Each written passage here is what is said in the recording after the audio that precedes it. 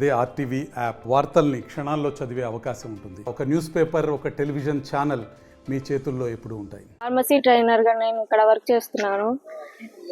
అసలు ఇక్కడ మా గవర్నమెంట్ అనేది ఉంది, కానీ వీళ్ళు డాక్టర్లు ఉన్నారు, చాలా మంది ఉన్నారు, కానీ ఎక్కడ న్యాయం ఉంది సార్? అసలు ఒక గవర్నమెంట్ డాక్టర్ ఒక బ్రతికించే అమ్మాయికే ఇట్లా జరుగుతుంది అంటే బయట వాళ్ళు ఎలా ఉంటారు? వాళ్ళు అసలు బయటికి వచ్చి వీళ్ళ ప్రాణాలని వీళ్ళే కాపాడుకోలేకపోతున్నారు. అట్లా బయట వాళ్ళని ఎలా రక్షిస్తారు వాళ్ళు? అందుకే గవర్నమెంట్ అనేది ఒక ప్రభుత్వాలకి ఒక నిరసనగా ఒక మంచిగా వాళ్ళకి రక్షణ కల్పించాలి.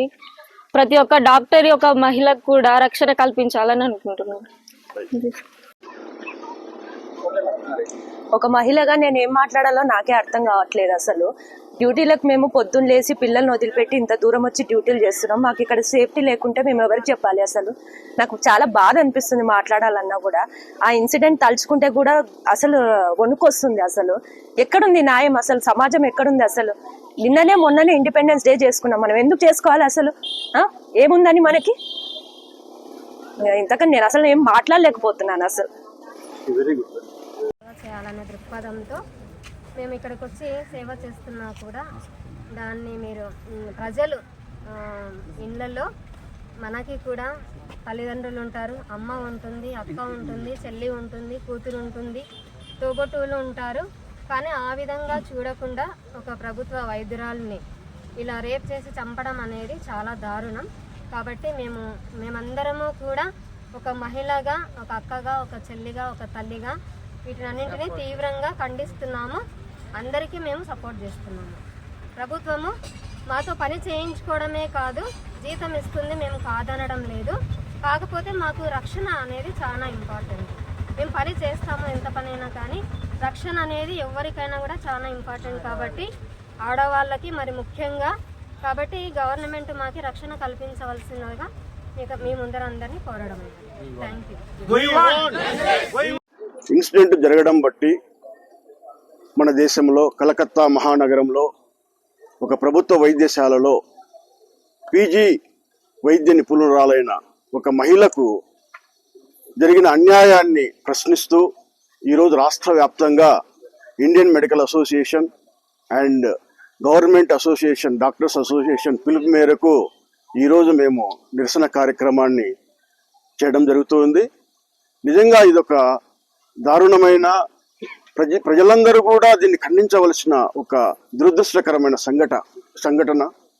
ఒక ప్రభుత్వ వైద్యురాలు తన డ్యూటీ ముగించుకొని నిద్రిస్తున్న సమయంలో దుర్మార్గులైన వ్యక్తులు దారుణంగా బలాత్కారం చేసి చంపడం అనేది మహాఘోరమైన నేరం. ఒక వైద్యురాలకే ఒక ప్రభుత్వ ఆసుపత్రిలో రక్షణ లేనప్పుడు సాధారణ మహిళకు ఎలాంటి రక్షణ వస్తుందో ప్రజలందరూ ఆలోచించాలి.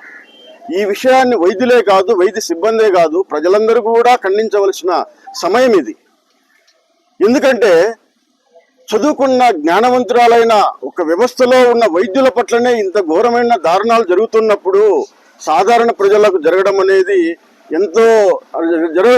చాలా శోచనీయం. జరుగుతుంది కూడా. ఇలాంటి విషయాల పట్ల ప్రజలందరూ ముక్త కంఠంతో ఖండించి అలాంటి వ్యక్తులను కఠినంగా శిక్షించవలసిన అవసరము నేడు ఎంతైనా ఉంది. అంతేకాకుండా ప్రజలకు సేవ చేసే వైద్యుల పట్ల, వైద్య సిబ్బంది పట్ల అనేకమైన దాడులు జరుగుతున్న సందర్భాలు కూడా ఉన్నాయి.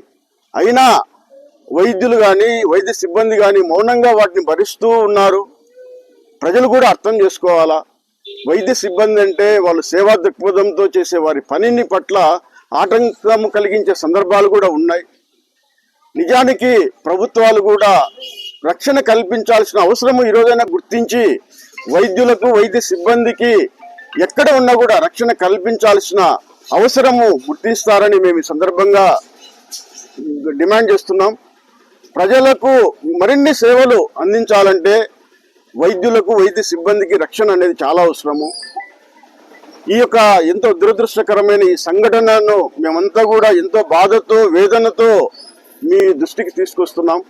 దీనిని అందరూ కూడా ఖండించి ఆమెకు తగిన న్యాయం చేసి వైద్యులకు, వైద్య సిబ్బందికి రక్షణ కల్పిస్తారని ప్రభుత్వాన్ని సవినయంగా మేము వేడుకుంటూ ఇక నుండైనా కఠినమైన చట్టాలు తీసుకొచ్చి ఇలాంటి అకృత్యాలు జరగకుండా ప్రభుత్వము కఠినమైన చర్యలు తీసుకుంటుందని మేము పూర్తిగా నమ్ముచూ, ముఖ్యంగా వైద్యులను వైద్య సిబ్బందిని రక్షించాల్సిన బాధ్యత ప్రభుత్వానిది, ప్రజలదని నేను ఈ సందర్భంగా తెలియజేస్తున్నాను. ఎందుకంటే ఒక వైద్యుడు తయారు కావాలంటే కొన్ని కోట్ల రూపాయలు ఖర్చు పెట్టి ఎన్నో దివారాత్రులు కష్టపడి చదివి వైద్యుడు బయటకు వస్తాడు. అలాంటి వైద్యుణ్ణి మనము గౌరవించకున్నా పర్వాలే, మామూలు వాడికి పని చేసుకునే అవకాశాన్ని కల్పించండి. మీరు గౌరవించాల్సిన పని లేదు. మామూలు వ్యక్తిగా అతను ట్రీట్ చేస్తే మీకు మరిన్ని సేవలు అందుతాయని ఈ సందర్భంగా నేను మనవి చేస్తున్నా. ఎందుకంటే ఏ వ్యక్తి, వైద్యుడు కూడా మనిషే, ఆ వ్యక్తిని ఇబ్బంది పెడితే తన సేవలు చేయలేడు.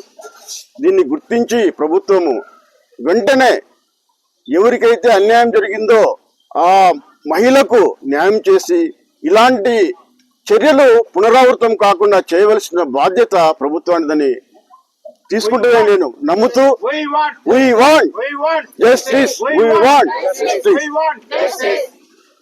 Thank you very much. మరిన్ని వీడియోస్ కోసం ఛానల్ ని సబ్స్క్రైబ్ చేయండి, లేటెస్ట్ అప్డేట్స్ కోసం వాట్సాప్ ఛానల్ ని ఫాలో చేయండి అండ్ లింక్ డిస్క్రిప్షన్ లో ఉంది.